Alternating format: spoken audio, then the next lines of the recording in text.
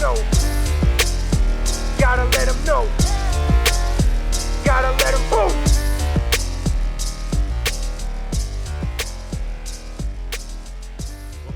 Welcome back. Point of Perspective podcast. Special Zoomcast edition. Got some heavy hitters on this episode. Like I told y'all before, I'll tell you again, we was going to do a part 2 to the Kirk Franklin disrespect Omega 5 level from his overly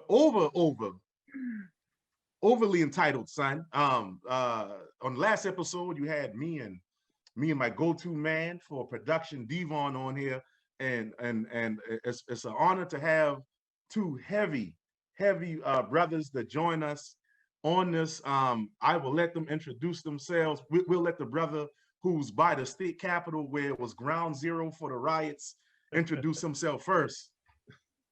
All right. You know what it is. It's your boy, North Secretary Jr. checking in. Mr. Did you get what you paid for? Back on the podcast. The honor and the privilege, man. Yes, sir. Yes, sir. Who we got up next? Yes. How you doing? Jabbar Perry, Sr., proud supporter and contributor at times to this wonderful podcast, man. Glad to be here. And man, can I say it? My catchphrase, I'm just super excited to talk about this one. Oh my God, I'm bubbling. I'm bubbling, man. Good deal. And bringing up the rear, who else do we have on here? So the one and only Devon, here to keep on and doing this conversation. Awesome, man. Awesome. Like I said, so you're gonna have 4 different perspectives on this thing.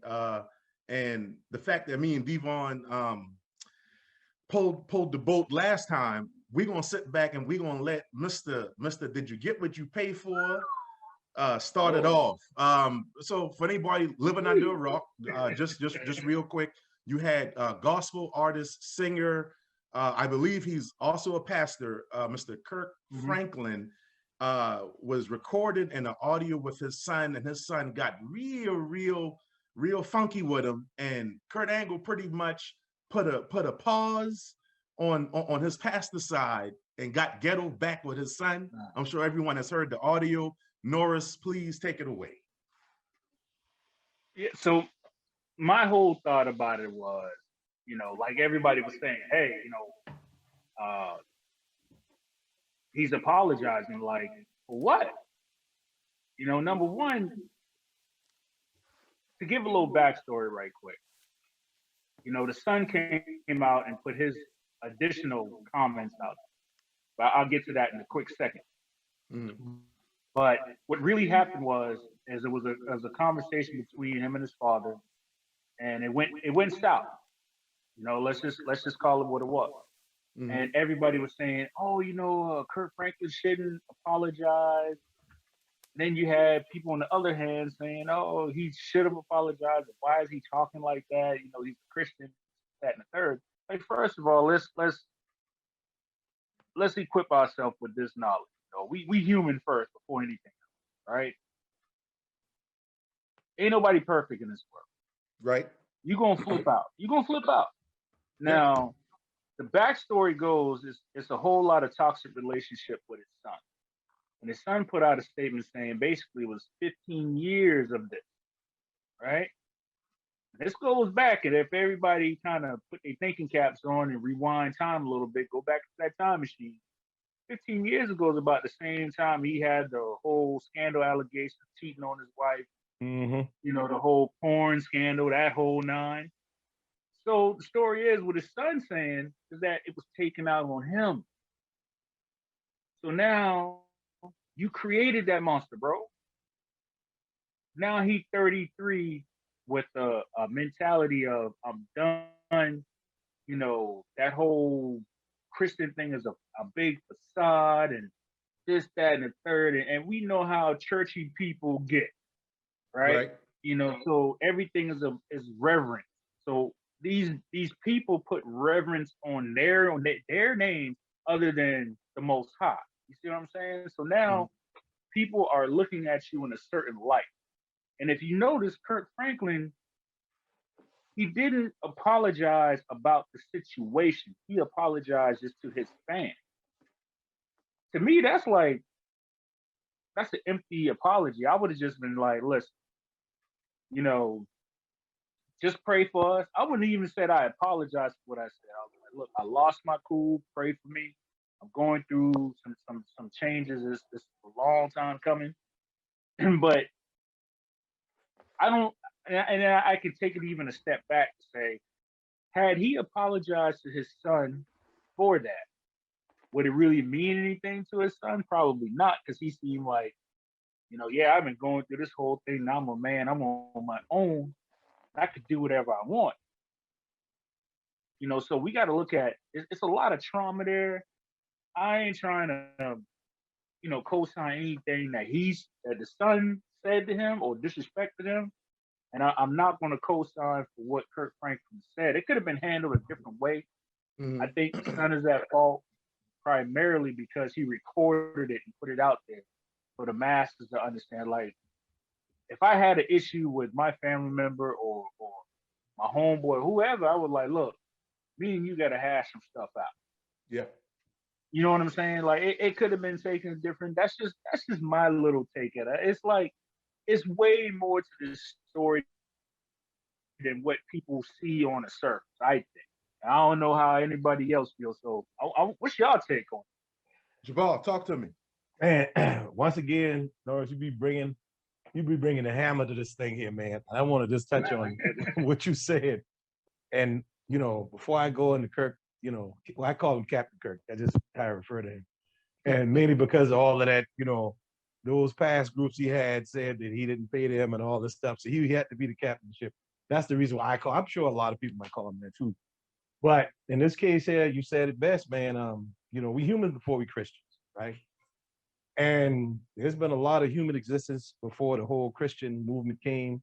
You can deal with that or not, it's all whatever. That being said, going back to what you had said, Jermaine, on the prior podcast about I can't remember the pastor name that we had done. John Gray, right? John Gray, yes, John Right. Gray. Yeah, we get caught up into this whole,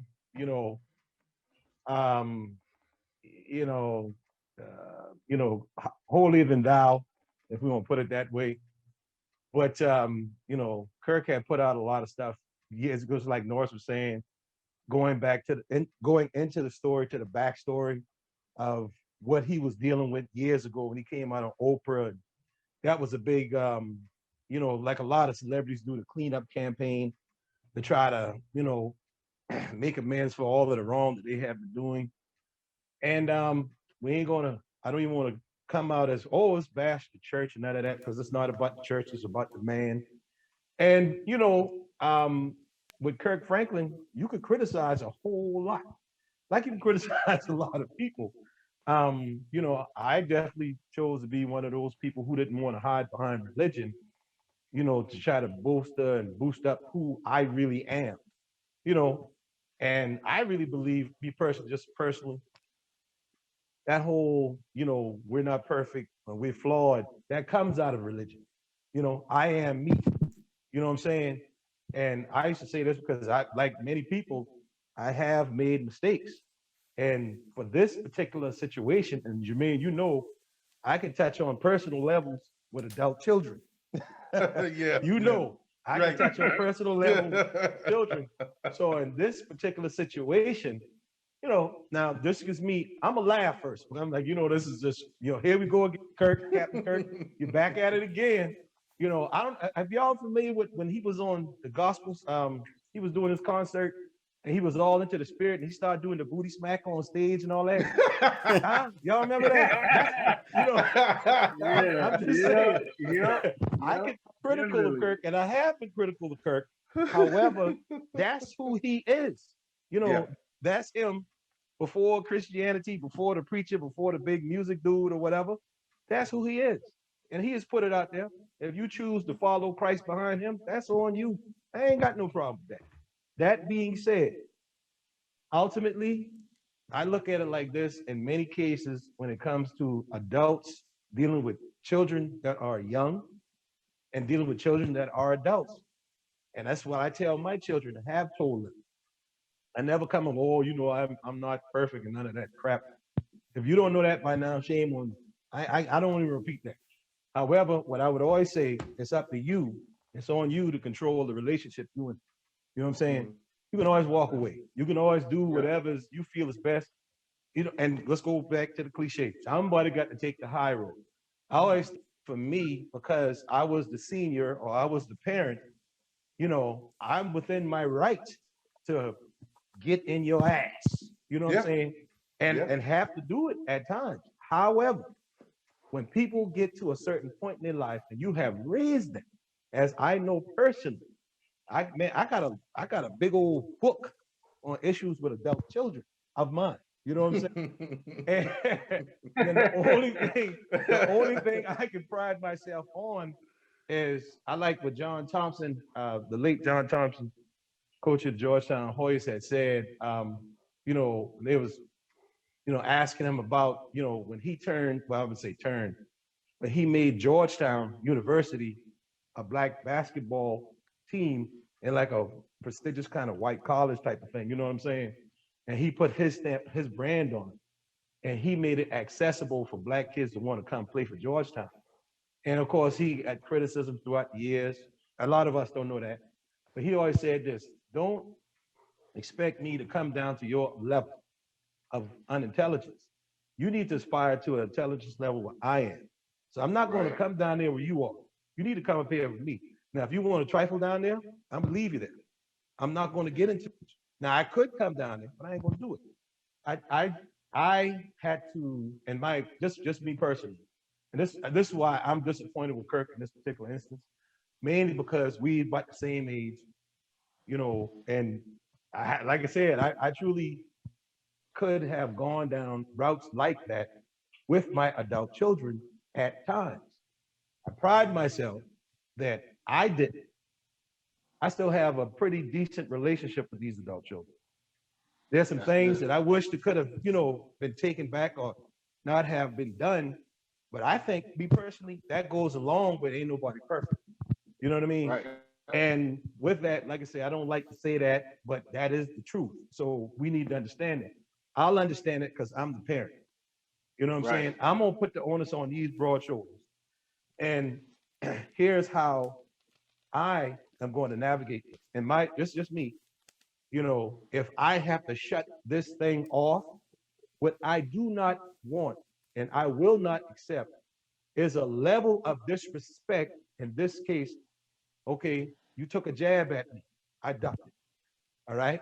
I'm not going to put my back there for you to hit it again. I'm going to pull away. You know what I'm saying? And because I'm older, and once again, this is just me personally, why I'm so critical of Kirk in this instance, which I'm not so critical that I don't, hey, that's the way he handled it. He was within his right. You know what I'm saying? Because at that point, this is not just your son, this is another grown man, supposed to be a grown man. Yeah, he's 33 years old. Right. This is adolescent stuff here. This middle school. You're recording a conversation, with any grown person to try to besmirch them or incriminate them. That's, what you really out for. That's childish, that's immature, that's tactical, that's extremely offensive. It's downright wicked to me. You know what I mean? That being said, once again, to me, my criticism of Kirk is way before this happened. There had to been times and places and points in their relationship where they could have not at least come to this point here. Because with that time span, 33 years of life, his son is in the age of my grown kids. And I've been, like I said, Jermaine, personally, me and you could chop it up all day long on this. Some of the stuff I've been through. But, in handling that, once again, me personally, I'm not trying to be like, oh, this is the way you should do it. Like Colin Cowherd say, people want to be right instead of get it right. I try to get it right. And so before I try to get it right, I will come up and say, I'm not going to tell you I'm right or I'm wrong, but here's what we're going to do to make this right. Okay, that's my approach. And I take that approach and have taken it And to me, that leaves, for me, on me personally, a level of communication and dialogue to come together at the table at some point. It may not be right there. You may have to shut down for a minute. Cooler heads prevail and all this other good stuff. And so just to me, with TD Jakes was on the phone and all this bunch of crap. I like, dude, really? So I'm upset with his son now. I don't care for that. But Kirk, you let it get to that point, man. You know what I'm saying? You're supposed to be better than that. And then, we talk about, I ain't nobody. This cat is a public figure. So going back to the John Gray thing, how many more times we got to hear you apologizing for your misgivings? To me, it comes down to a maturity thing. So, and I don't, and I'm not casting dispersion on this particular case as much as I would say, as I would tell my children, I would ask them, what's the best way of dealing with a problem? Okay. And I would instinctively say solving it, but that's not the right answer. The best way of dealing with a problem is what? Avoid it. Avoid this, So to me, just, so I say all that, say this. I mean, I agree with you 1,000%. In certain ways, like, some things you just can't avoid. Like, I'll tell you my personal issue with that. Like, growing up, my dad, coolest dude on earth, but it was his way or the highway. You know what I'm saying? So, when it came down to, like, I was like, I think I just turned 30, maybe. And man, we had that conversation, and he was like just grilling me because I didn't know where direction I wanted to go. I was making money overseas, and I was doing what I wanted to do. I was balling out, spending money. And he was just like trying to tell me what to do, not realizing like he's telling me what I should be doing in the smart way, right? Then what I found out is like, oh snap, hold up.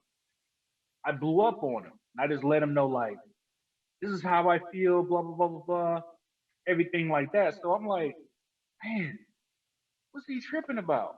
Why is he tripping like that? Tears running down my face. I'm just letting him have it. That's the first time my dad, A, did not slap the living taste out of me. And B, heard what I had to say. Mm-hmm. And when he did that, that's when that moment of me and him really, really bonding as father and son. Right. As the oldest son, because my sister's older. She's the baby girl. Shoot. If my sister say, if it was her turn to do the dishes, she would be like, no, I already did the dishes. No, it's turn to do the dishes. I had to do them damn dishes. My dad was like, boy, get in there and do them damn dishes. Right. So it's little stuff like that it festers like a sore. You know what I'm saying? And there's no real right way or wrong way to get after it. Yeah, there isn't. You have to attack it head on. You have to say, and old school parents, we know, we grew up with them. Old school parents, boy, don't you, what? Raise your voice. What? Hey, come on now. You know the old saying, you smell your drawers. You smell your drawers. Right. So I had that come to Jesus moment. I'm like, oh, I'm about to die today. Right. I ain't gonna let me tell you real quick, the year was 1987. It was matter of fact, Jermaine, is around this time. It was our cousin Virgil's birthday party that I was trying to get to. And me and the old man had that come to Jesus moment, right? Real quick, shout out to Verge. Verge just had his 51st birthday. 51st. Yes, this past weekend. Big up.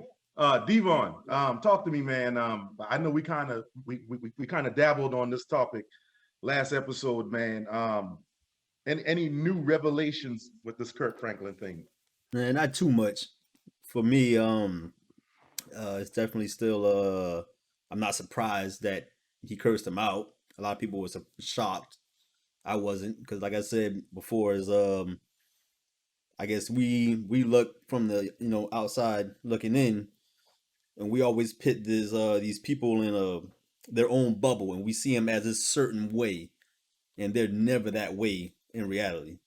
They show us what they want us to see, and we saw the real him. And I think, well, Yeah. not the real him, but part Totally of the agree, real bro. him. Totally agree with that. Yeah. Yeah. Man, well, like I said, I'm not the biggest Kirk Franklin fan, so I am going to leave this purely on information in this particular particular thing. And so, I think his son was dead wrong, and that's just because of the way I came up. Right. Is certain business that needs to be handled behind closed doors, and I'm looking at it from a standpoint. I'm almost positive that this kid never went without food, or never. I'm positive. I could be wrong. Maybe there's a part of the story where he was living on the streets with his mom, and as Kurt was rising to fame. I haven't heard that part. So if that part exists, somebody send me the article so I can recant what I'm about to say. Yeah. So I'm gonna go off of the fact that he never went without.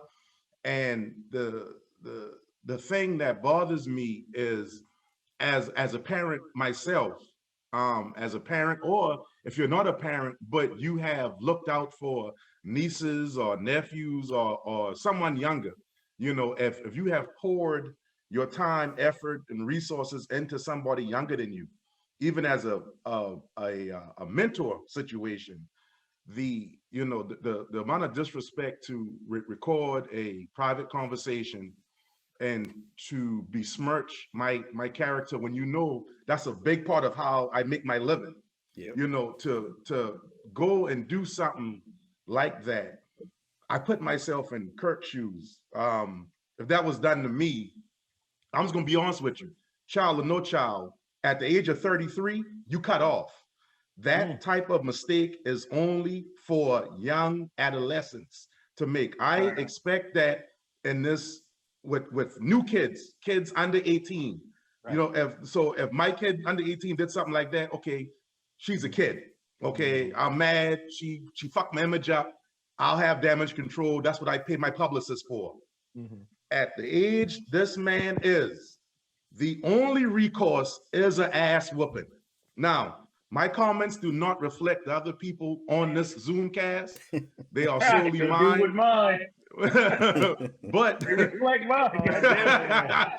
But at the I'm end like, of the oh, really? yeah, Okay. at the end of the day, if you are willing to go to that lengths to damage my character that is strictly tied to my revenue stream as a man, as a head of a household, and all these things, you have entered into a territory where I must treat you as if you were attacking the Capitol, which this Capitol is not Capitol Hill. It's my house, my family, my livelihood, so forth and so on. At his age, okay. So, like I said, I'm not trying to make excuses for the trauma that Kirk and him may have went through, 15 years ago.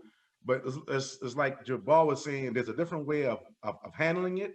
But as my opinion goes, he has crossed the road of no return.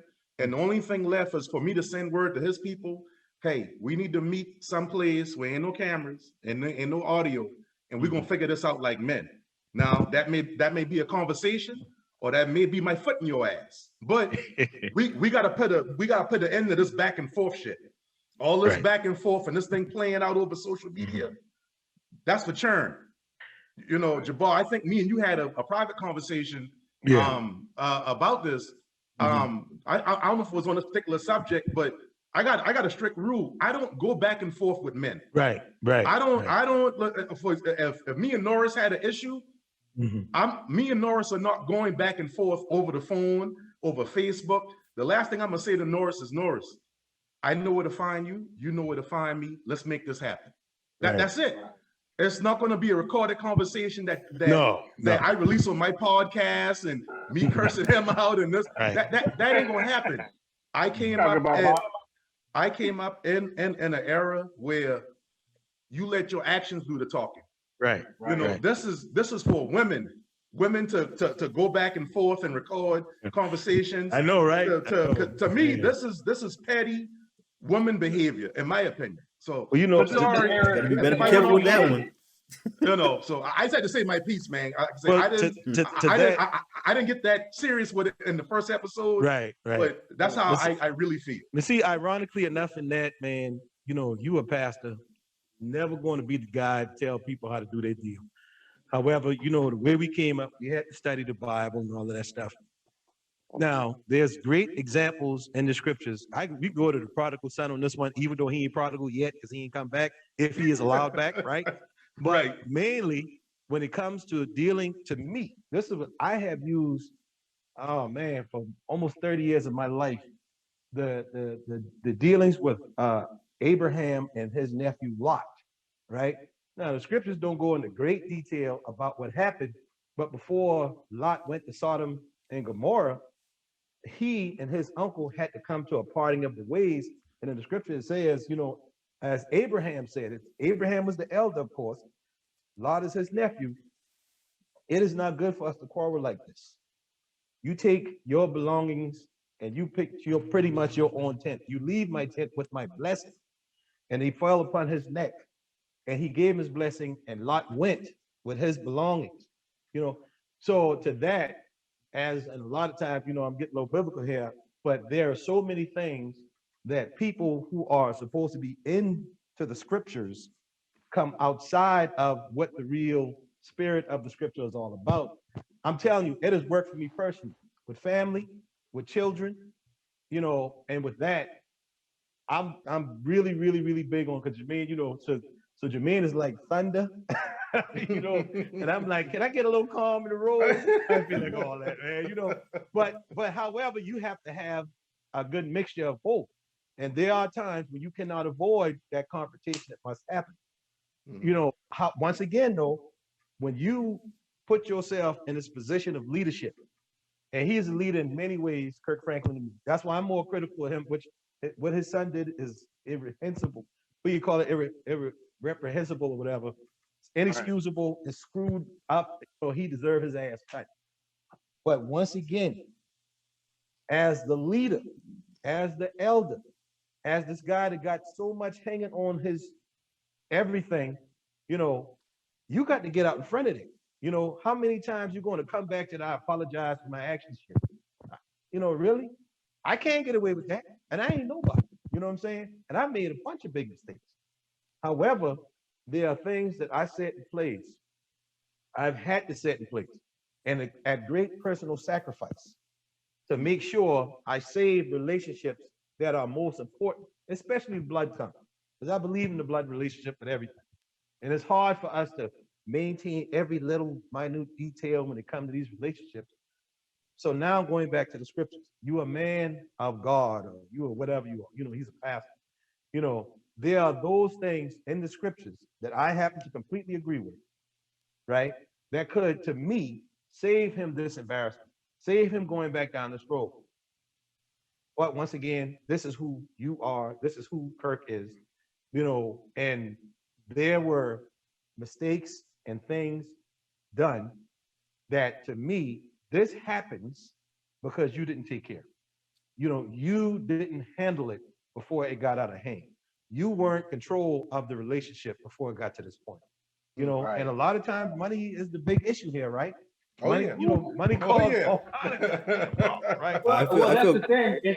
I'm pretty sure It's that was crazy that you mentioned that the root because cause of oh, all go this, ahead, most sorry. likely. Yeah. Right. It's crazy that you mentioned that because, you know, during the part where Kurt was cursing them out, he said, "You mad because you broke." Thank you. What does that have to do? Damn. What does that have Hey, to do but with you know, anything? dude, Right. I don't know. Yeah.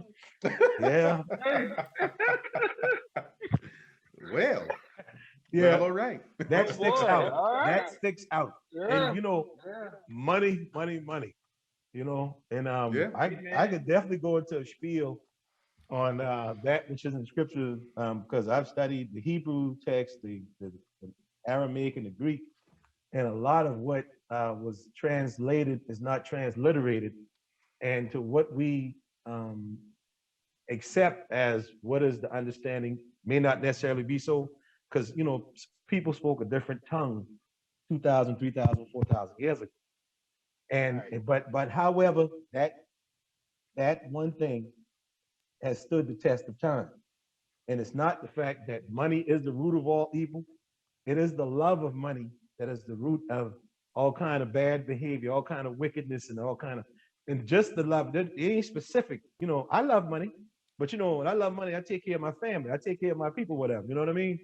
But I don't love money so much that I'm gonna starve you out or make sure your family can't eat so I can have. Now you talk about that old evil shit, right?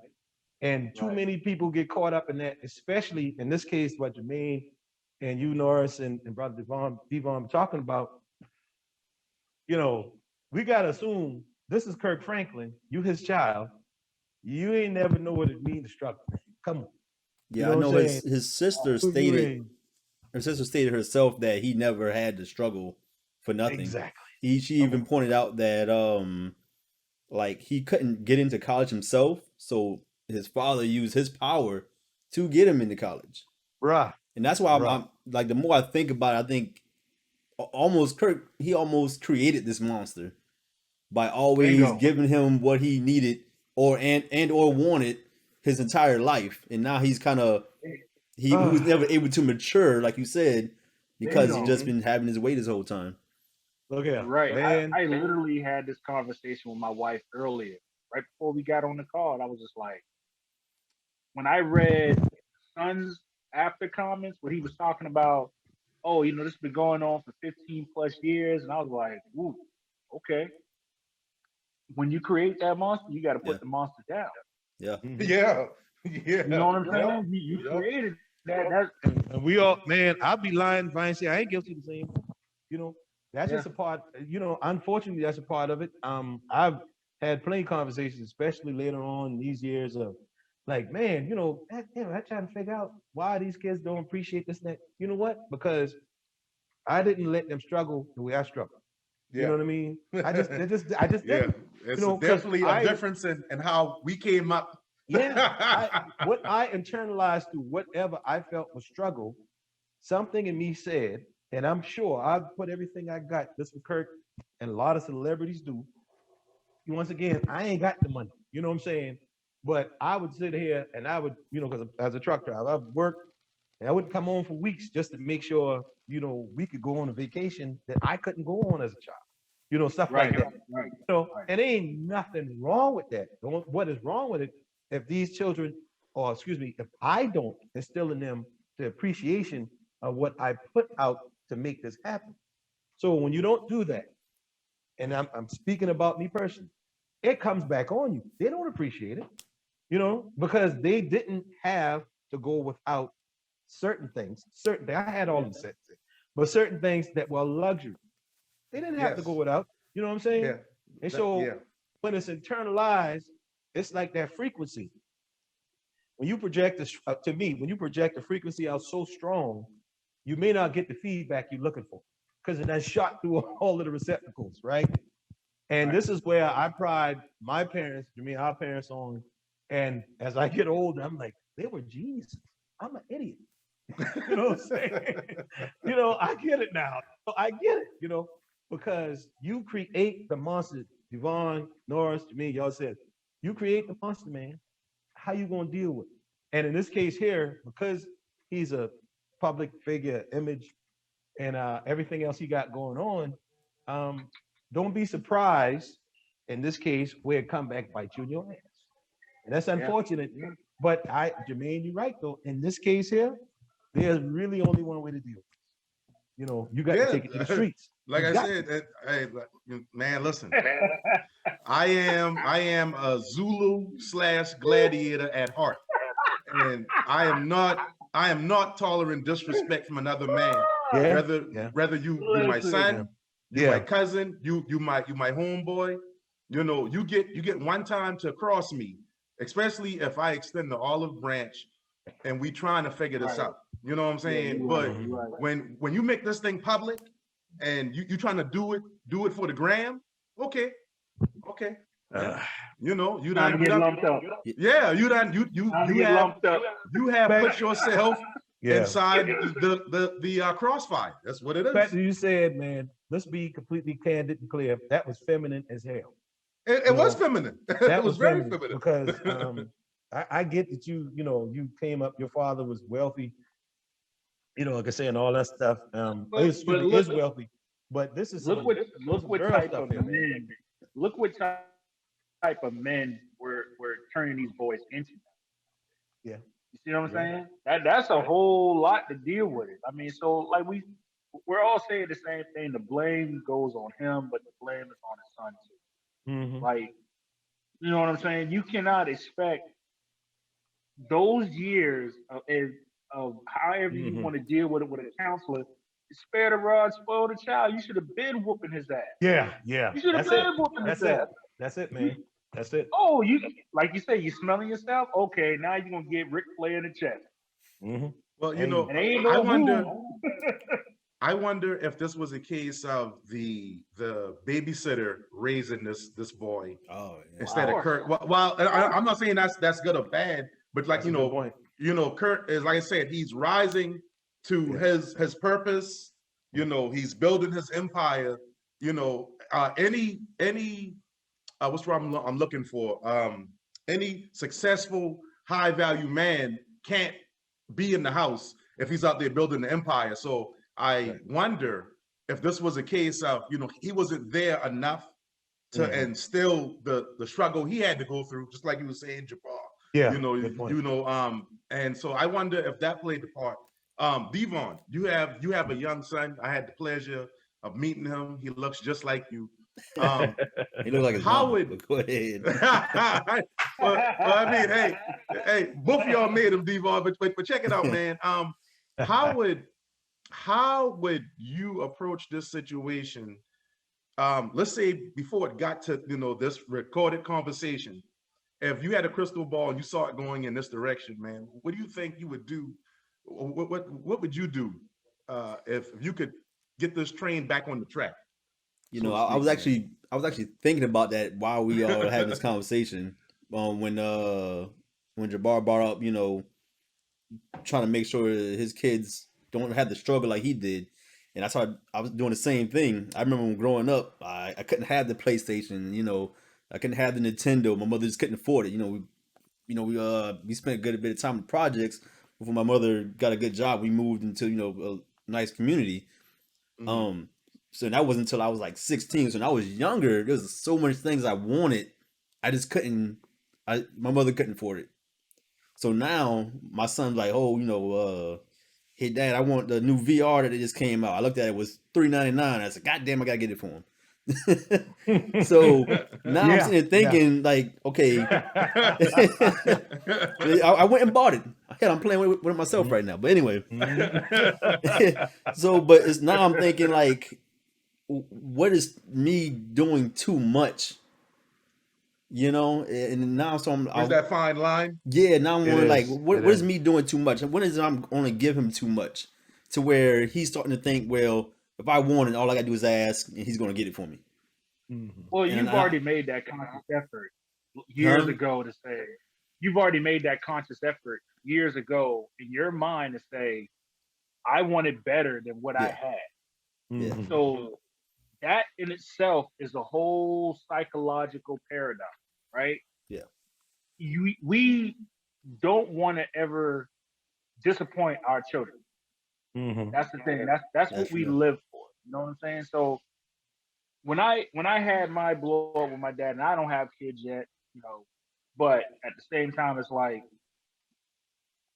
having that relationship, from parent to child, is like no parent ever wants to disappoint their child. Yes, sir. And even if you tell them later on, because I used to hear a whole lot of, oh yeah, maybe next time, oh man, I was working late, I missed the game, stuff like that. I was just like, dang, you know what I'm saying? So a lot of that can psychologically hurt a child. So Yeah. your first instinct is to just dial in. You don't want to ever tell them no or say, oh, I can't get it for you now. But there's ways to do it. Hey, did you clean your room? Did you do all your chores that I asked you to do? Right. 2 I months think straight? that's where I was Yeah, sort of yeah. where I was a little Mhm. blessed. My son, has never been a problem child at all, at least so far. He's always been good. I've never had to really give him any real spankings or put him on any real type of punishment. If he did something bad, I told him it was bad. He understood. Probably never done it again. The only time I would say I had issues when he was like 2 or 3. You know how they run around when they're doing that age. You know, so it's like I said. I guess I haven't really encountered anything where I feel like I haven't had to truly discipline him yet. And that is something I'm definitely thinking about now. Like when that day comes where when I have to say no, I can't get you this, and he reacts negatively, how am I going to react? That's the big question mark I have for myself right now, because I really haven't prepared myself for that day yet. But I'm thinking about it hard now. Yeah, discipline is taught early. I mean, teach him now. You don't have to necessarily discipline him. Just say, hey, look, these are the consequences of A, B, and C. Yeah. You know, go to a police ride along. You know what I'm saying? Like, scared straight is still a thing, can still be a thing. When I was doing a mentorship in Charleston, I took a group of kids down to the morgue. Teenage boys down to the morgue. And it was like, look, this could be you. You know, and I'm trying to get into it in this area, in the Maryland, D.C. area. It's a whole lot of red tape, but that's going along. But I know these kids go through it a lot because we just had a kid got killed in the crossfire like 2 days ago. Crazy. So discipline, you can still teach them about discipline. You know, for every action, there's an equal and opposite reaction, cause and effect, duality, things like that.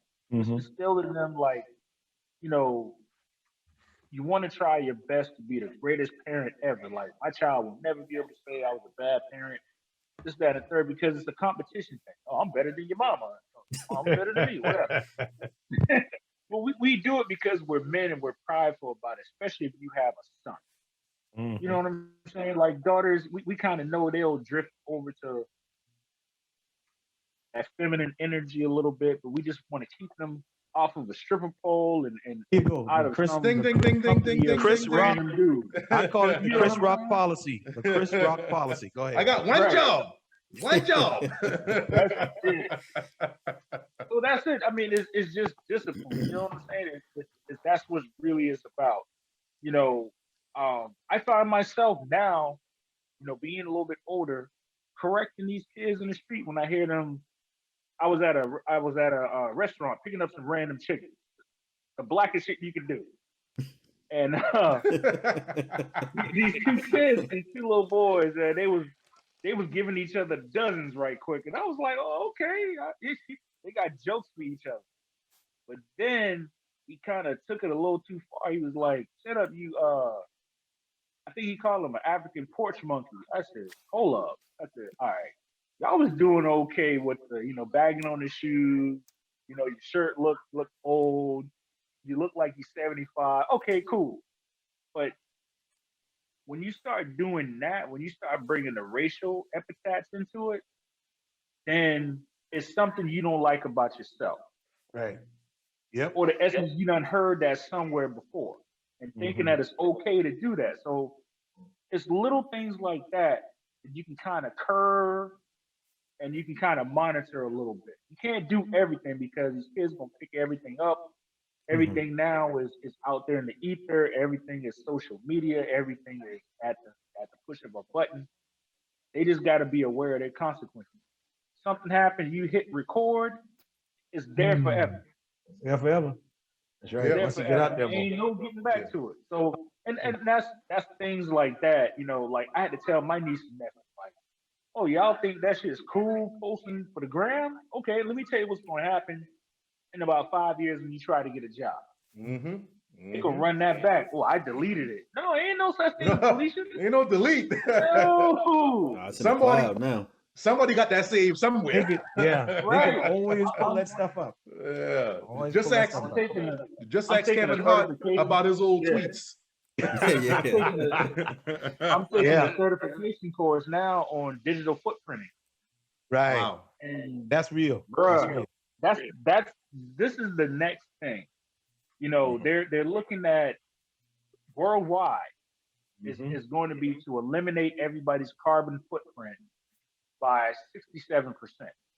Mm. And some people don't understand like how much percentage of your carbon footprint that you put out there on a daily basis. Daily Every basis. website you hit, every search engine you hit, they got it. They know everything. Yeah. That's So and this. now, Yeah, I'm just saying, man. Just chime in right quick.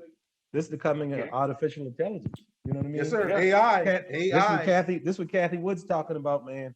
And with that, Norris, you just like once again hitting it out the park because this is going to make the reason why that's going to be because it's going to make a lot of money. It's going to stimulate parts of the economy that ain't here yet. It's going to be driving the force of the future, so we don't go completely broke. Like everybody worrying about inflation and stuff. It's a lot of things that you just said as far as the carbon footprinting and all of these things out here. It's like, like a lot of times, how many, we all been experienced this. You're thinking of something because you've been on the conversation with somebody about something. You say, yeah, let me look that up. And all of a sudden your Google search pulls the shit up. Huh? yeah, big time. Yeah. It's been conversations me and my wife had, and we go to the grocery store, and all of a sudden, once we make our transaction, once they pull out those coupons, it's the same thing we were just talking about. Yeah. Hold up. Yeah. How Yeah. is that? You know what I'm saying? Yeah. Get So, ready. Get ready. We talking about that, and everything is digital, and it's follow the money, and even we talk about it all the time. It's follow that money, follow that cash flow, see where everything is going at, because money ain't being printed no more. It's ones and zeros now. Now it's directly beamed into your account. Right. That's it. So That's it. right, and even did you know that each one of the vaccines, quote unquote, has a routing number. Mm-hmm. It Yeah. has a routing number that's connected to the CDC and the Yeah. CDC bank account. Right. People didn't know that. That's another conversation for another day. Hey, But Right. let me tell you. That's but let another me tell you- podcast. But let me tell you, that's it because you're right. And I personally believe, and I'm gonna say this and be done with it. It's connected to our straw man. That's it. I ain't gonna say no more. Yep. Hey, man, listen, fellas. I mean, we don't want to beat up on Kirk and his son not too much more. Being that y'all had segue into currency, we just had those STEMI Woo. deposits drop for people, and me and Devon, we kind of touched on it, and then voila, we have man, I'm trying to think of the nicest way I can talk about this next thing, introduce this next topic is we have this interesting piece of shit human that that kills 4 people, one of the people being a young child, over not having access to some stimulus money from his kid's mother. Devon, I want you to dive into that first, and then we're gonna go to Jabbar, then Norris on this thing, man. What do you He's think? despicable, man. I read an entire article about this earlier. Where's he from again? Huh? Where's he from again? You remember? Is it I can't remember the Minneapolis exact. or It's somewhere up north. I can't remember exact. up north? Okay. Yeah. I don't want to say Indianapolis. Something like that. I can't remember. Yeah, Indiana. I think it's Indiana. It's Indiana. Okay. Yeah, I think know it's something like Indiana. that. But I mean, I read the whole thing about it was an argument over like 3 days of him saying he wanted half, and she offered him I think $450. He just kept on saying I want half, Right. and I just in my brain I can't understand how somebody can just walk into a place like that and just start gunfire. I can't wrap my brain around that. Like, and then not only hitting one person, you end up hitting 4, like you said, one of them being a child. 7-year-old. Yeah, and it's just you just walk away. You walk away, and I just can't wrap my brain about how somebody can do that. Like how far gone is your mind for that to be even possible for you to even walking in with a gun to begin with, to argue about what maybe $3,000 if he wanted Yeah. half. Right. Yeah. It's Yeah. not like I can Less see than like, five. yeah, I mean, Yeah, I can't this even ain't no money. understand like he acting like she had like $1 million coming to her or something. Even that is just ridiculous. Killing somebody with money, period. It's just Exactly. ridiculous. Jabbar, And the child part is the biggest problem. Jabbar, let me ask you this. I mean, because we all agree, this guy obviously wasn't in his right mind. Mm-hmm. What would you like to do to this gentleman if given a chance to have him in seclusion with you for a couple of minutes? Have y'all How would seen? that go? Have you ever seen the movie Braveheart with Mel Gibson? Yes, I have. Okay, you remember Oh, William Wallace? I did extensive research on that when I first saw the movie. I had to this was back in the day when dial-up internet. I literally stayed up all Saturday night researching William Wallace and Bruce the Great, all that stuff, the Scottish Rebellion, blah blah blah. But I was really intrigued with the torture methods from drawn and quartered. I heard it before. I didn't know exactly what it was until then. It was I can't remember how old that movie is. That being said, yeah, I would definitely draw and quarter him. It would be a real slow and painful death, and I would take great pleasure. mm, Um, and then on the other side of that, because I dive really deep, a lot of research, reading, understanding what is the human condition, especially when it comes to Black people, and when we go outside of nature, in so many different ways. I can give you a whole spiel on Dylan Roof, what I'm saying, who did the church shooting and white supremacy. I get deep in all of that.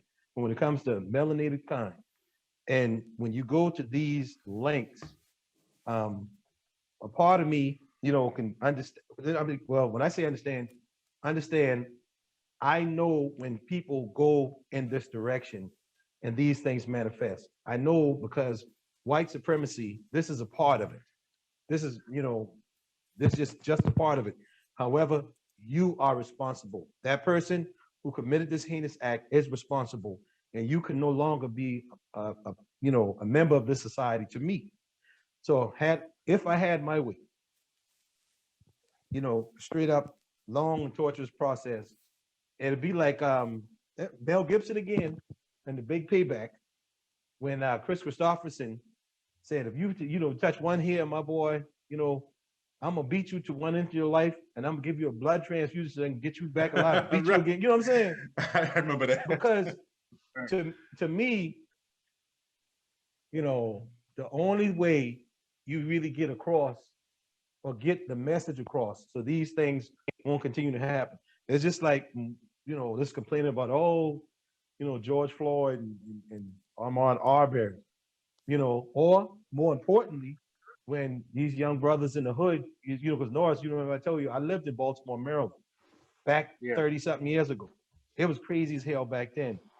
But there was never the kind of consequences that a person would have to deal with for their actions anywhere close to me have to deal with consequences had I not did my chores as a child. You understand what I'm saying? Because nowadays you send these cats to jail, just like Ice Cube said 30 something years ago. Send me to county is just like a party because I know everybody. You know what I'm saying? Right. What are we really doing here? So it's perpetual, same thing. And for it to come to this point over money again. And you're looking at the whole quote unquote world in the pandemic, and this scumbag, going to come to his kid's mother and come after her, a man, supposedly, or should I say a male in this case, and try to get money from her. And for what? For what? So when you trying to get money, obviously you ain't paying no child support. You ain't taking care of the child you got with her. So that's, so that's just unfathomable. Now to that. When are we going to get to a point that these young ladies stop dealing with these guys? Idiots that are just fucking bad. Mm-hmm. You know what I'm saying? Mm-hmm. I believe right now one of the most unfortunate things for us is us accepting the mindset that, okay, the black woman is a single woman, single mother. She's by herself, or she got special needs, and the black man ain't, I don't know. You know what I'm saying? So you can't be a single mother without a man, right? Unless somebody please tell me. Last time I checked, you have to have a man, the woman produce a child.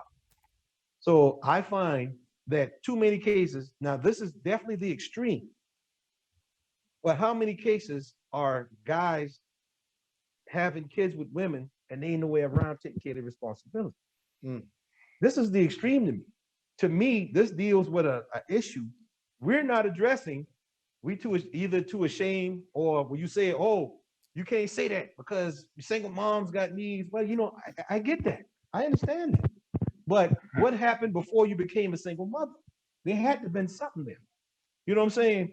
That, you know, because at the end of the day, and let me go ahead and put myself out there now. I'm a man that's made mistakes, big time mistakes, and I have to pay for them. All right. So when you don't stand in the way of your decisions, whether you have made them, didn't think clearly enough, you got to deal with them, you can't run from them. So in this case here, I cannot definitely blame this woman for what happened to her family at all. This is disgusting. This is hideous. This is heinous. Right. This guy needs to be, to me, you know, fucking public torture, man. I mean that. All right. But to that, how can we get this understanding out? Because I read his, you know, what they had about him. He had already been to jail for shooting somebody or attempted murder or something like that, right? I can't remember specifically. But in that, this guy had demonstrated that he was a scumbag. You got a child from this man. Now your people dead. Okay. Okay. I can't blame this child for her people being dead. However, this is who you laid with and had a child with. This is who you got. And of course, it seems like the people in her family was coming to aid her, you know, coming to help her. This is my little cousin. This is my sister. This is my daughter. Right? They're gone. He spared your life and the child you got with him, but took the child you got from somebody else and these people. Mm. So, okay, where we do that at? Norris, let me ask you this, Norris. Yeah. From what you read on this this clown ass fool, what would be your impression of him going into this? So let's say we can turn back the hands of time a little bit, and this hadn't happened. What type of mental profile you think this fool has, man? Like Norris, like just like me, you study people as a, you know, as a part of past work. What do you think this fool's profile is going into this heinous activity, man? Before you answer that, let me show you this picture of him. See, I don't know if I can get in the shot or not. Mm-hmm. Yeah, we see him. Yeah, that's the guy. Mm-hmm. Mm-hmm. He's Clown. And also it was her mother, her brother, Her cousins. one of her cousins, and a 7-year-old daughter. Yeah. Daughter. Talk to me, Norris. So this type of dude has a profile, you know, just he has a random profile of an enabler. Right? What I mean by that is he's one of them guys who feeds off everybody. He's a leech. You know, everybody is wrong. He's right. He's that type of guy. His mindset, he's thinking of, well, if I can just get on, if I could just do A, B, and C, you know, how everybody else will eat, I can. You know what I'm saying? He's one of them guys. So what he does is he tries to enable people to say, yeah, you need to give me that money because I'm entitled to. You're not entitled to nothing. Did you work? Did you file your taxes? Everybody who filed taxes get a stimulus check. So with and the problem is with, I got a problem with society in general because everybody's out here. Oh, I got my stimulus check. Like, yeah, we joke about it. That's cool. We can all use the extra $1,400. No lie, right? But What are we teaching our kids to do with that? What are we teaching our people to do with that? Right? That $1,400 could have been like, hey, look, you could put that as a $1,000 down payment on the car, you know, and get you from point A to point B, so you can get a job, do whatever you got to do. People not really thinking like that. Mm-hmm. The problem is they say, oh, I got $1,400. Like, I'm gonna post money with 20s up a damn. Right. Right. So then again, we gotta look at the entirety, like Jabbar said. What are these women thinking about dealing with guys like that? You know what I'm saying? Why are they embracing? I'm not gonna say why. I know why, because it's designed by society to do that. Right. How are you going right. to? You're designing. Society is designing these young women to embrace the whore mentality, Right. right? OnlyFans is out there. You got the Grammys was a big twerk show. Mm-hmm. You know what I'm saying? So when these young women see that, that's what they think. Right. They only think about, I'm gonna get my money, I'm gonna do whatever. But when you washed up and used up, you might have get your money for a good 4 or 5 years. Because Cardi B, her time almost up. Coming real soon. It's coming up. Megan Thee Stallion, she 2 years behind Cardi B. So once Cardi B goes down, 2 years later, Megan Thee Stallion goes on. Mm-hmm. And it's just rinse, wash, repeat. It's who's going to be the next Yeah. female archetype that they're going to put in that role. You see what I'm saying? Yeah, because Gone are the days of the Queen Latifah, when it was about the music. Yeah, so that's what the system is designed for. That the system is designed to pit ourselves against each other. We're back at that same stage before civil rights. We're back at that same, right? Because they're like, oh, we're not going to give them anything. Mm-hmm. You see what I'm saying? And if we do, we're going to pit them against each other, light skin versus dark skin. We can do that jokingly. But at the same time, this whole situation, haves versus the have-nots. And we talking about $700 this dude was asking. Now, if she said no, grin and bear it, bruh. Beat your feet. No, he's going to make an example over $700. And a real man would never done ask killed a woman for 4 that. people. Yeah, a real man would You see even what I'm ask. Nope, you're right. A real man wouldn't even go down that road, you know? I mean, he wouldn't. So the thing about it is, when I go back to talking about the whole scenario, it's about just these young men are growing up to be shit ass dudes who become shit men who don't have any type of aspirations about themselves, goals, desires, none of that. They just want to feed and leech, feed and leech, feed and leech. They ain't trying to do nothing for themselves because they know that, hey, I got three squares in a cot. Jail is the easy way. Well, you know, and death is the easier way out. It's crazy. It's crazy because you would think as a man, I know for me, when my child was born, it's almost like my mentality aged 20 years, you know, in that process. And it was no longer about me.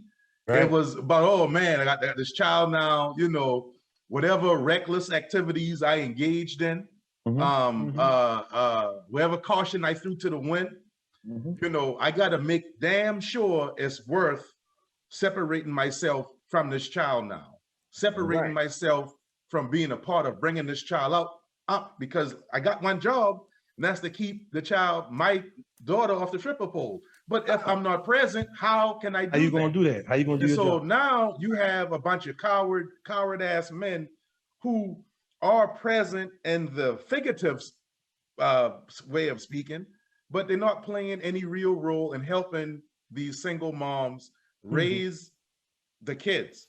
You know, so and which, you know, that's another podcast, another episode. Right on. Go ahead. Just through life comes maturity, right? Right. It's like it's supposed to. It's supposed to. To hit on what you said about, you know, once you had a child, that was your awakening moment. You know? But everybody's different. Yeah.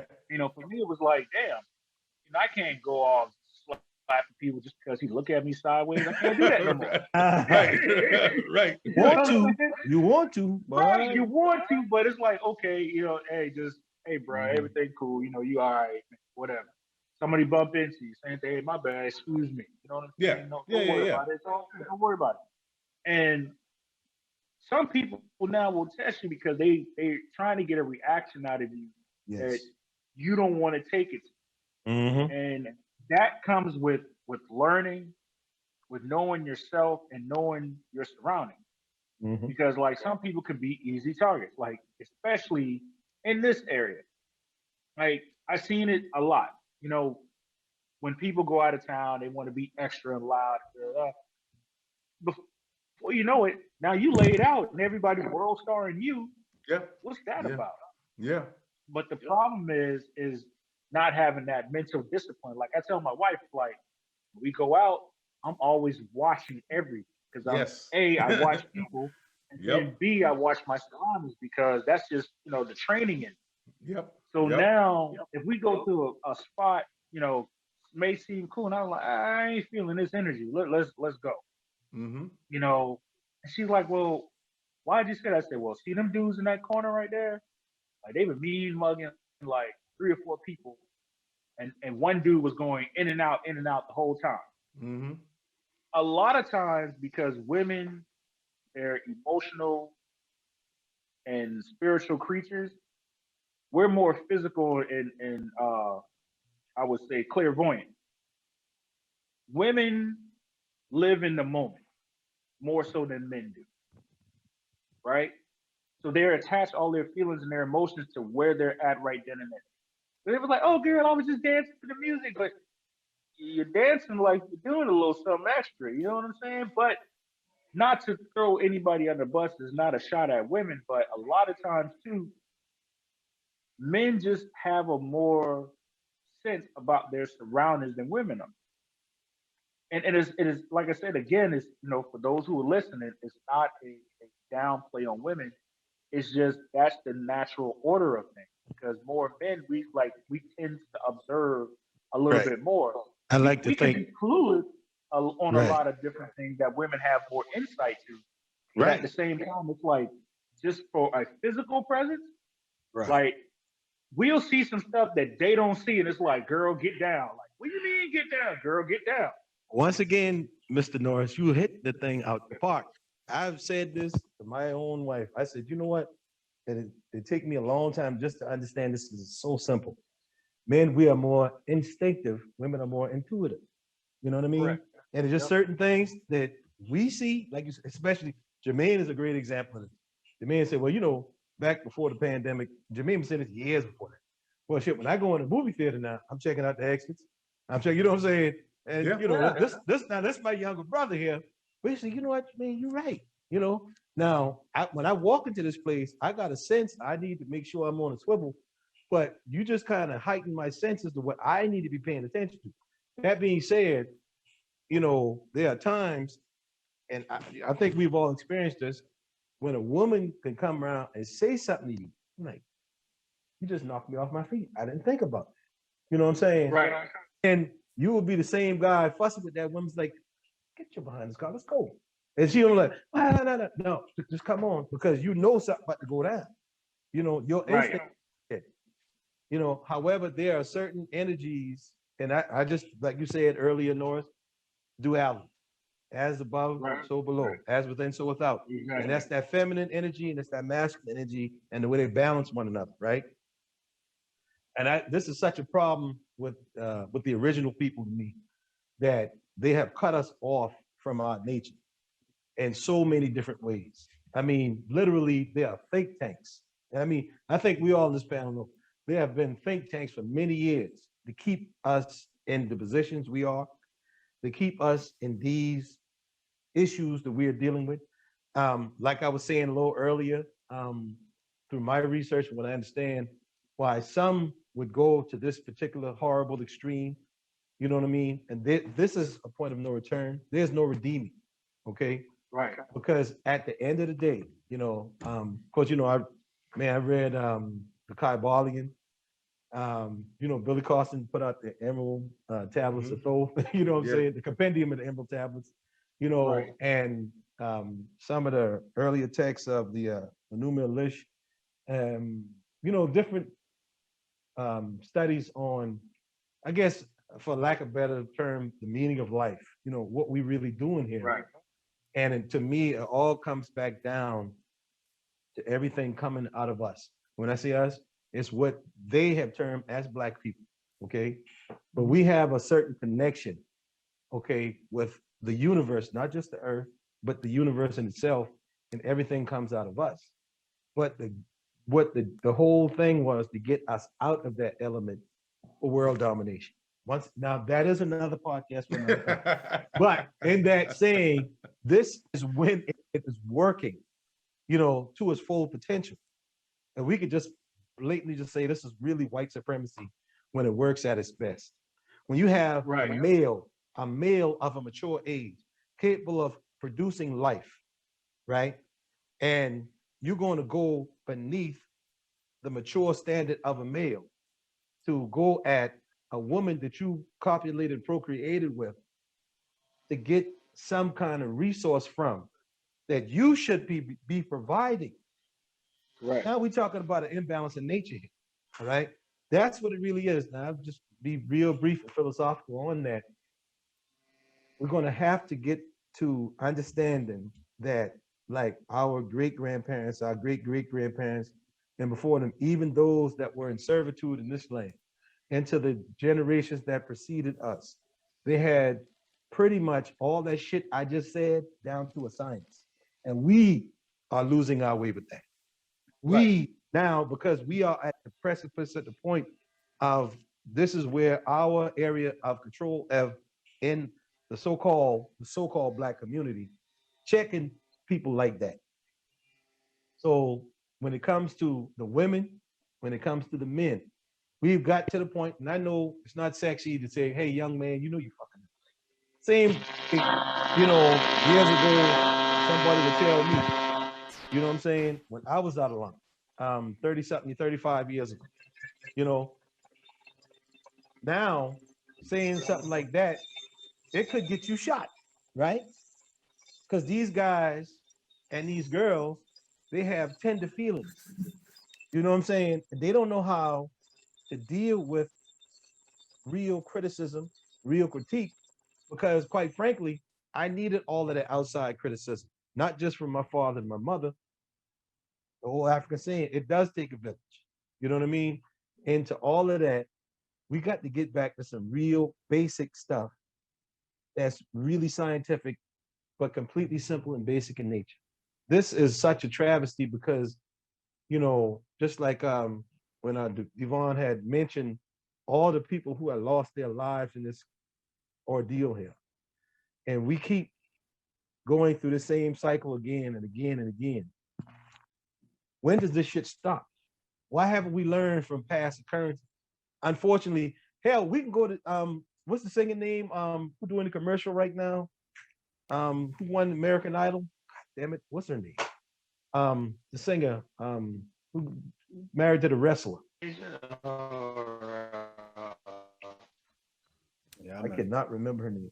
I mean, I'm ashamed I can't remember her name because I just see her commercial. Remember when her mother and sister got killed by her sister's boyfriend killed her mother, her nephew up in Chicago. She's from Chicago. God dang it. Why I can't remember this child name. Because when Kanye West? No. Jennifer Hudson, right? Jennifer Hudson. Jay Hudson. Right. So remember, this same thing happened. I obviously wasn't a stimulus check. This is Southside Chicago shit, right? This is all over the country, right? And it happening in the Black community. Problem. It's our problem. How are we going to deal with it?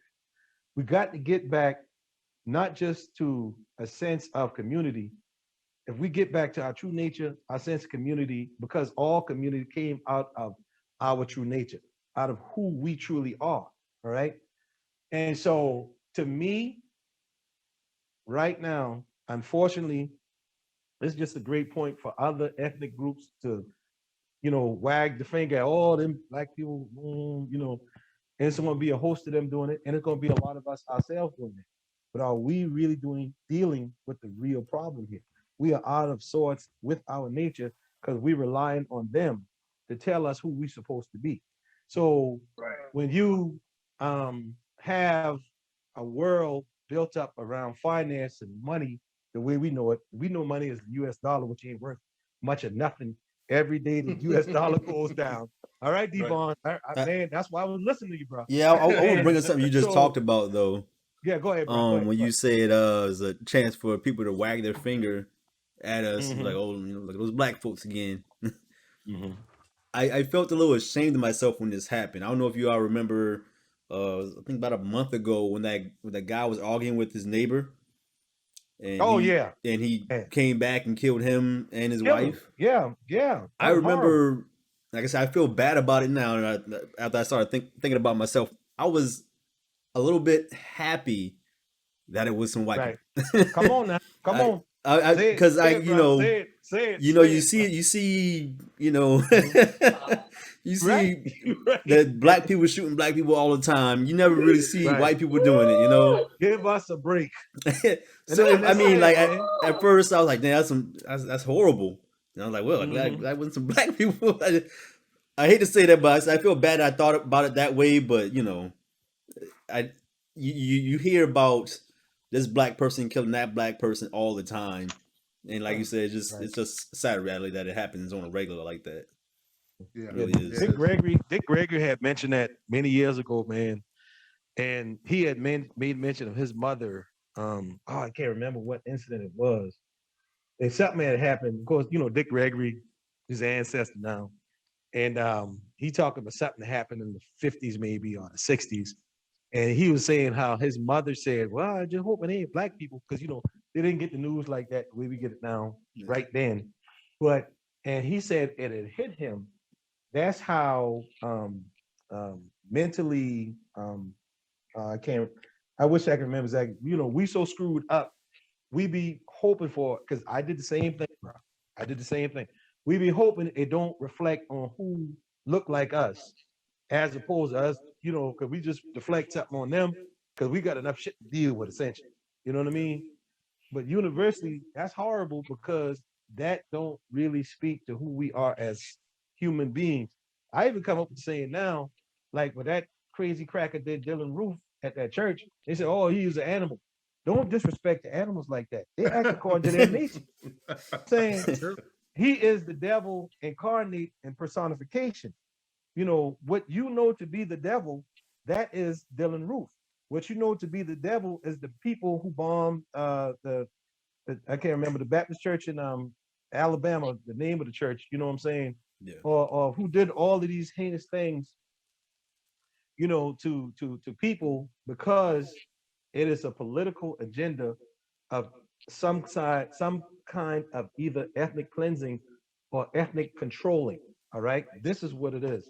So to this, unfortunately, and Devon, telling you, and I still trying to fight my way out of that. Okay, real quick story. DC sniper back in the day. No, I was there as a I truck remember driver. that. I was there. And my middle son, who's about to turn 20 next week, or this week, excuse me, he was a baby. And I had to go to Fredericksburg, Maryland, and a couple other places. Literally, two people had got shot. And where I was going to, my first stop in Fredericksburg was literally right across I-95. Exxon gas station was still taped off. I remember like it was yesterday. And we had another stop at a Home Depot where a government worker had got shot to death right there in the parking lot. We was at the kind of hilly up there. I can't remember exactly. We was at the lower point of the hill or the higher point of the hill in the same area. So, you could understand if somebody got military sniper training, you know what I'm saying? Okay, I know where I'm positioned at. Scared out of my wits. Of course, I wouldn't admit it at the time. I'm a grown man, got a job to do, but I had to go up there. And the only thing I remember, like it was yesterday, we literally were up there when they apprehended him and his Chevy Caprice Classic. We was looking for white box vans at the time. I'm a truck driver. I'm looking for it the whole way. When I cross the South Carolina state line, I got a couple more states to go before I get to DC. I'm looking for every white box man and all that shit. And if it was a black man, you know how I was fucked up, man. I was heartbroken. I was like, wait a minute, a black man? You know, because I didn't, you know, we done peg old crazy cracker do this shit, right? It's a black man. Right. I'm like, oh shit. You know, you know, the second thing I'm thinking, how does white people in my job gonna look at me? You know what I'm saying? but that's the way how this thing got our minds working. And it goes to me against our very nature. And to that, that's something, man, that it's one of the things to me is really easy to fix, but hard because the program is as such that we so tied into the program, it's hard to come out of it, you know. And so when a male does what this guy do, back again to what I'm saying, this is a part of white supremacy working at its best. This is when you take away the resources from a group of people and you just wait to see who's going to be at the extreme end of it. You're going to wait to see who's not going to survive the situation and the system of things. You're going to wait to see who's going to be the chicken in the closed up chicken coop is going to start pecking at the other chickens. You know, before we even hungry, you're already thinking, I got to get this motherfucker, or I got to get this, and I got to get that. Now we all screwed up. You know, once again, that being said, there's no excuse what this guy did. All right. He got to be out of no more breathing air, you know. And it's just like Dylan Roof. You know, the longer Dylan Roof stays alive for that shit he did, right? The more that reaffirms how powerful the whole white supremacist system is and how well it works. When you assault what is supposed to be, going back to Kirk Franklin, a place of worship, a place of everybody's supposed to, okay, I may hate you because you black, or I may hate you because you white, or you Muslim and all of that. But in a place of worship, where all bets are supposed to be off, you have crossed these lines. This is, to me, the unforgivable sin. So how do we deal with that? And more importantly, how do we deal with our own? You know, we got to get back to like how most ethnic groups do accept us. It seems like we're the ones who allow law enforcement and the powers that be deal with us. Most other ethnic groups deal with their own. Okay, they police themselves. Yeah, right? because I'm gonna tell you right now, if this same thing had happened into Japan and Japan, this would have made the news. This would have been handled by the triads or the other people who Yakuza. the Yakuza who handle this stuff. But like I said, I think that's a whole nother podcast right there, man. But I mean, we got to get back to policing our communities. And I mean, this is, I tell you, man, this guy right here, Bo, I'm telling you. And the thing is, as what he did, I don't want him to actually die. I want him to more so suffer. I want him to be able to come back every day and suffer just a little bit more. But you know, like I said, I don't want to go into torture details. The sad thing about it is like what we want, we ain't gonna get. They're just gonna keep him in jail. That's very true. Dylan Roof's still in jail. I mean, he ain't got no trial coming up. Right. Hell, look at what's his name? Charles Manson, still in jail. Right. Been in jail since the early 70s. Right. And Then they keep him alive for a case study.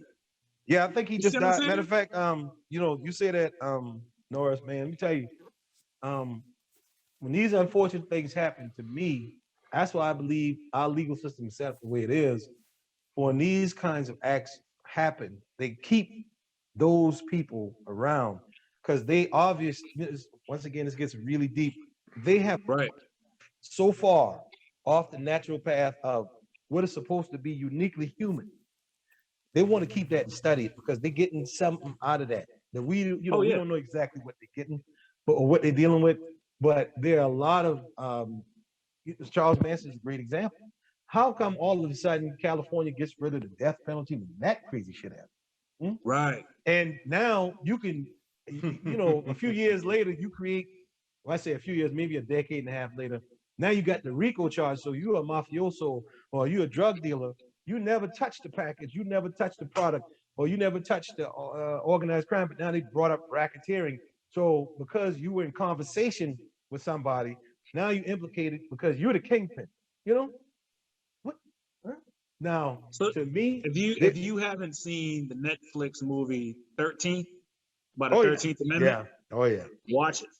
oh yeah, It'll let you know why things are in place today, yeah, right? Why we have law enforcement. Because man. true law enforcement is only the sheriff and his deputies. Constable, sheriff, undertaker, what And do you call it? judge. Right, coroner. I'm sorry, coroner, Yep. And that's coroner, it. sheriff, constables. Yeah, this Because law enforcement officers, they were only upholding the law. And what was the law back then? yeah, well, Slavery. bruh. Yeah, yeah. Please don't Yep. get me started. Don't get Like I said, that is another episode, gentlemen. That's another episode, Yeah. man. Hey, we're It gonna was go a good ahead and put a small pin in this real quick. I know for a fact everybody on this Zoomcast has a YouTube channel, and I would like for everybody to take turns, starting with Devon. Please let the people know what you do and how they can see it. Then Jabbar, and then on the tail end, Mister, did you get what you paid for? Get what you pay for. Yeah, man. I make music on the side as a hobby. I like to share it, let people listen to it. You can go ahead and find me at Divine Beats. Right there. Aha. Voila. You can find me at Yeah, Divine Beats on I YouTube. just subscribed. And if you want some beats, man, you can get at me at the same email address at Gmail. divinebeats@gmail.com. Yes, Gotcha. yes. And don't forget, you got the gaming channel coming up soon. Yeah, I'm gonna Right. talk about that a little bit more when I get it all the kinks Okay, worked out. It's coming up. 10-4. Jabbar, talk to me about that YouTube channel that you started, man. Yeah, my YouTube man is really for me and my younger son, Jaleel, old Jaleel Perry. It's Jaleel Daddy 2.0 or Jaleel and Daddy 2.0. You find us on YouTube, man. Matter of fact, I after the second time I listened to the last podcast, I had the great idea of me just completely inspiration because I had never heard Brother Devon before. I got to get with this brother. Yes, You know, get the guy I need to get with. get with him. That's all I got to say. I am old as Methuselah with an 8-year-old trying to do the right thing in a YouTube channel. We got some great ideas, but it's Jaleel and Daddy 2.0. And yeah, we do our thing, man. It's about living, learning. Yeah, we doing everything from our little sports activities, teaching our babies how to buy stocks, man. You know, teaching them how to invest money at an early age. You know, so that's what we all about, man. Yeah, Jaleel and Daddy 2.0. Mister, did you get what you paid for? Please tell them the movement that you have started, man, on YouTube. Oh man, it's all the credit goes to my wife. You know, Yes. I would say my wife Deirdre, she's been trying to figure out ways to deal with the whole pandemic, working, 100% teleworking from home. So she kept saying, let's just start a channel. Let's just get on let's just get on the video and just start tripping or whatever. I'm like, all right, cool. So we eventually did start a channel. It's called Queen D and Big No. You can find it on YouTube. So the first video is out. We got a video where we do a lot of different things. So we go out a lot, we do food reviews, we cook. Same thing we're doing now on the podcast. So it's a little bit of everything. So we actually started reviewing Pringles new flavors that they love the video. Love it. came up with. I love the video. I love it. So I'm letting my wife kind of handle it a little bit because she wanted to get into like all the editing and different things like that because she watches a lot of YouTube channels where like they do the mukbangs and the travel and we travel a lot too, so it's like we're going to start incorporating those aspects into the channel. So Yeah, I mean, we're man. gonna have some round robin discussions, and Mhm. I'll be looking at y'all to plug y'all in, and things like that. I'm So I mean, I'm it's ready. an ongoing process. Yeah, put me down, brother. Put me down. I'm ready, man. Gotcha. Listen, man, that's awesome, man. Everybody got the YouTube channel. I challenge all y'all on here to put one piece of content out every 2 weeks. Good I don't deal. care if it's 3 minutes or 100 minutes. I challenge y'all to do that, and man, because I just want to see it grow. Right. Right. I love it. The same support that y'all give this platform, Point of Perspective, I want to give it back to y'all. And like I said, everybody listening, check out these three brothers YouTube. And if you need the link, DM me on my social media, Facebook, Instagram, Twitter, Point of Perspective Podcast. You got any questions about this episode, or you want the link to one of these gentlemen's YouTube, if you missed it, please do. Really want the stuff to take off, man. Like I said, each one is unique for what these gentlemen have a passion for. And like I said, just support. I appreciate everybody on the Zoom cast, man. And man, like I said, what else can I say? Anybody want to give any shout outs before we get out of here? I'm all good. Hey man, shout out to everybody who listening. Yeah. Keep it coming. Keep it coming. Shout out to y'all brothers. You know what I'm saying? It's No good doubt. No doubt. to this is therapeutic for me as well. You know what I'm saying? To be able to be in an arena and speak like-minded with like-minded individuals. You know what I'm saying? Mm-hmm. The world that we live in now, like everybody is about building brands, and if you ain't doing this, then we don't rock with you type deal. But it's a genuine movement. Even from Jabbar, like your sons. You know what I'm saying? I follow your sons on TikTok. It's hilarious. You know what I'm saying? Oh, So God.